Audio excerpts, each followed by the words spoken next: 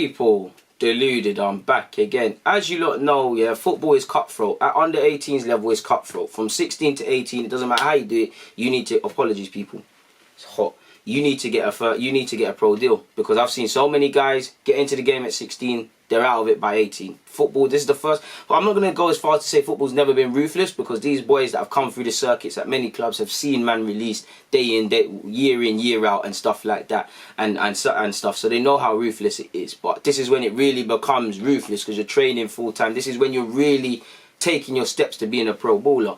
And obviously we've got a lot of second year scholars that are lying in wait in relation as to what is going to happen over their futures. Like if I list them, you know, you've got Herbert in goal, you've got Ovi in goal as well, you've got Maziz in centre half, you've got Jason Shah, you've got Alex Kirk, you've got Daniel the right back, you've got Levy Yang, you've got Kiddo Hart-Taylor and Nathan Butler-Adeji, and you've got Luke Plange. Now it seems that they're all playing, you know, out of all of them, you know, Catalin Surgeon, the Romanian lad, midfielder, done very well in his first year. Probably with Aziz going to step up to 23s and probably will feature more prominently next season and show more of what he can do now that he's adapted. They're the only ones that have pro deals. If I look at this list, you know, there's 10 players. You know, is the club going to give out 10 pro deals? I think not. But this is it. They're all fighting for pro deals now. And if I had to, you know, I'd actually give Nathan Butler-Adeji a new deal. I think last season he was superb. He worked very hard, and I think he done all he could to get a pro deal. And if he plays how he did this year,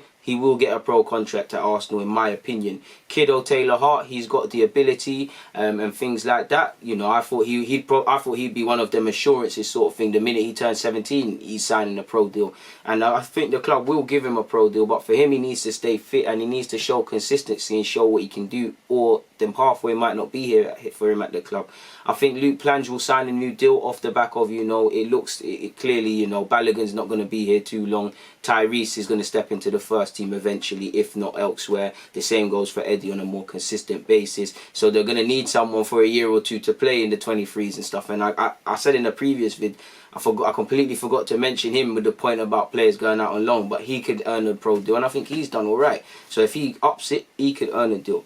Alex Kirk, he's all right. It's down to him if he wants to get it. The same goes for Jason. I do think Mazid Agongbo is going to get one. I think he's a decent centre half. Levy Lang, it's up to him. Daniel, I think at right back he will get one. I think Mertesacker likes him quite a lot, and I think he's deserving of one, and I think he'll step up to 23s. So we'll have to see what could happen. Herbert, I believe he'll get one. He deserves one.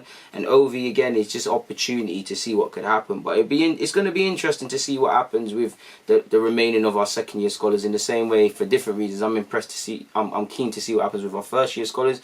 I'm keen to see 23s level, because a lot of under 18s could get game time next year, depending on what happens with a lot of personnel. But that's all I wanted to say, people. I'm going to get out of here. It's always a pleasure. DG, I'm out, man.